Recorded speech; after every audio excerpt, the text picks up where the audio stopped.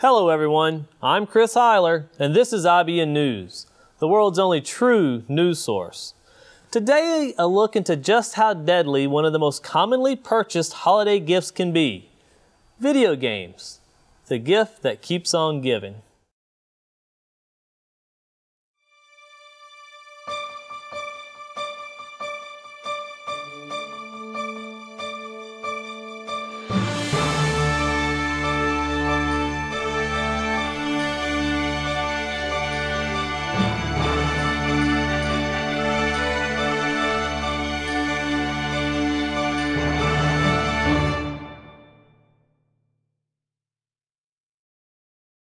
Studies are beginning to show that changes in the region of the brain associated with cognitive function and emotional control were found in young adult men after only 1 week of playing violent video games.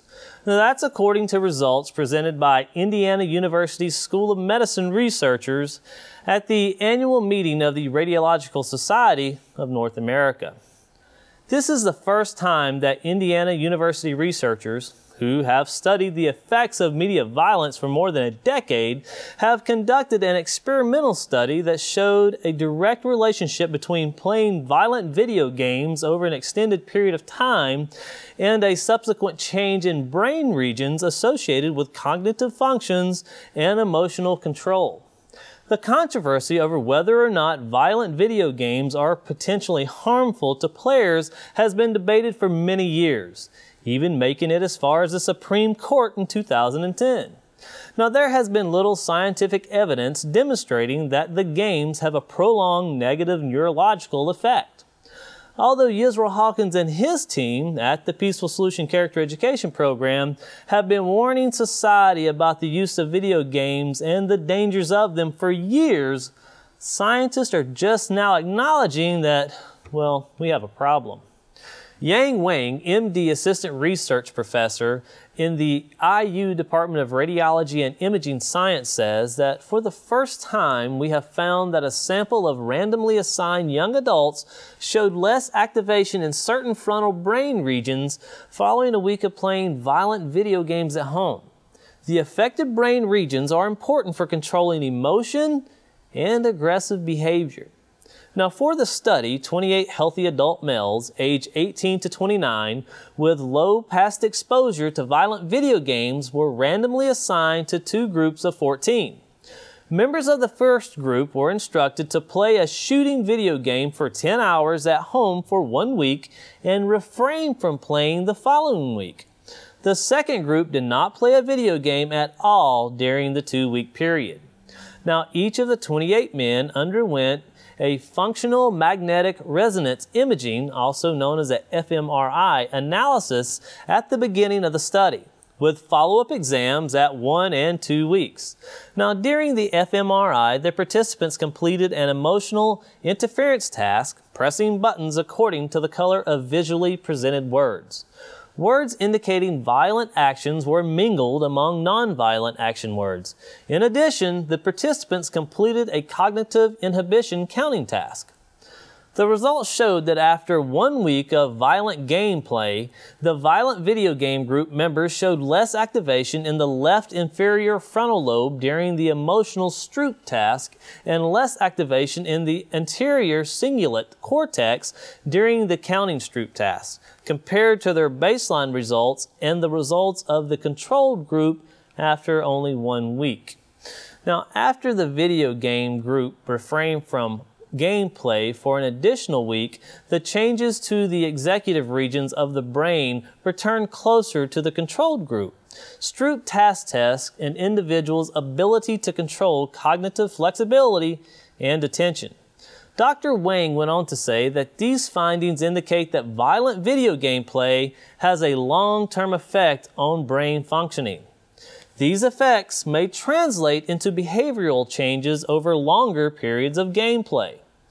Dr. Manny Alvarez, who reports for Fox News, has stated that personally he is inclined to believe this study for the simple reason that we know social behavior is shaped by our human experiences.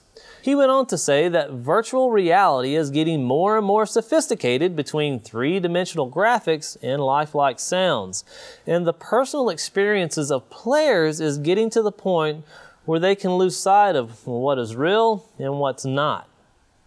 Now, also in the news, on Tuesday, December the 6th, 2011, New York City firefighters came to the rescue of two NYPD cops who were outnumbered and getting pummeled by 50 angry female teenagers. Now, the NYPD officers made 9 arrests, but 2 officers were hospitalized in the attack. Police also recovered a starter pistol, which may have been intended to further terrify the original female target of the mob. The scene unfolded in New York's Staten Island borough with a mob of 50 young females gathered outside the home of a single young girl and threatened her. Apparently, the girl had been kept home from school for several days because of repeated and vicious bullying. So the bullies came to her doorstep. It didn't take long for the angry mob to become enraged. Staten Island Live reports that at least one bystander who saw the incidents but would not give his name for fear of retaliation said, "It was chaos. The yelling got louder and louder and louder. There was probably 50 to 55 kids out here, and they were challenging one girl." Witnesses also told police that the mob was challenging the single girl whose residence they surrounded to, quote, "come out and fight," which prompted calls to the police. When 2 police officers, one male and one female, arrived at the scene, the male cop tried to make an arrest, but the female teens turned on him, knocking him to the ground, while yet other teens jumped on top of the police car. The officer's female partner tried to assist, but she was also kicked to the ground. The female officer was able to radio for backup, though both her and her partner were banged up by the mob. The incident occurred just blocks away from the FDNY Engine Company 138, so firefighters quickly arrived to assist. The FDNY let the violent girl mob have it with their high-powered water cannons, and that forced most of them to flee the scene while 9 others were arrested. As for the victim, the young female student narrowly escaped an increasingly vicious situation. She told local reporters that they were watching for her since Thursday. They wanted to get her for a he said, she said kind of thing. Now, after we here at IBN News heard of this situation, we decided to put some of our sources to the test. That's right, you may have guessed it. We called representatives from the Peaceful Solution Character Education Program to see what they would have to say, and just what are they doing about problems such as these. We found out that they were preparing to give a presentation that very week on the topic of bullying. Not only did they spend much time speaking with us, they also invited us to go with them to a South Texas middle school that was also no stranger to bullying themselves. So we did. This is just some of what we witnessed the Peaceful Solution Character Education Program doing firsthand. Well, let me ask you first, in that movie, what was the first thing you saw Pepe doing that he shouldn't have done? Right, drinking, you know, and he's like school age, right? Shouldn't have been drinking in the first place. But he was drinking, and he was reading the Peaceful Solution Self-Control book, but what did he say about it? He's like, I don't care about that, man, you know. Maybe that's what some of y'all said when we first started this morning, but hopefully that'll change. All right, so other ways that people disrespect others: taking, touching, or borrowing someone's belongings without asking. Can anybody tell me what it means to borrow someone's belongings? Yes. Say it again. Okay, I didn't hear you. Stealing. Well, stealing is what you do when you don't borrow it. Okay? Let's talk about that for just a moment. Borrowing is when you ask first and you get permission, and then you use that belonging and return it to the owner in the same condition or better that you got it in. That is called borrowing. Now, what is it? And I think all you already know this, so let's hear it from everyone. What is it if you don't ask to use that item? Stealing. Stealing, yes, you got it exactly right. It doesn't matter if you take the item for 5 minutes, 5 days, or even longer. Even if you bring it back and you say, you know what, hey, here's your car back, you know, I just borrowed it for a few minutes, you know. It don't work that way. You know how I know? If you go and you take someone's car without asking, you know what you're going to get? The police are going to be looking for you, right? That's called car theft. So that's one way that we can disrespect others, is by touching or taking their belongings without asking. Now here's something that, like I said before, I kind of described something I went through in school. And so, you know, it's kind of close to me. But this teasing, putting someone down and making fun of others, I don't like any part of it. I never have. I mean, I know you guys deal with this situation every day, some of you. And it doesn't make you feel great when someone teases you or makes fun of you.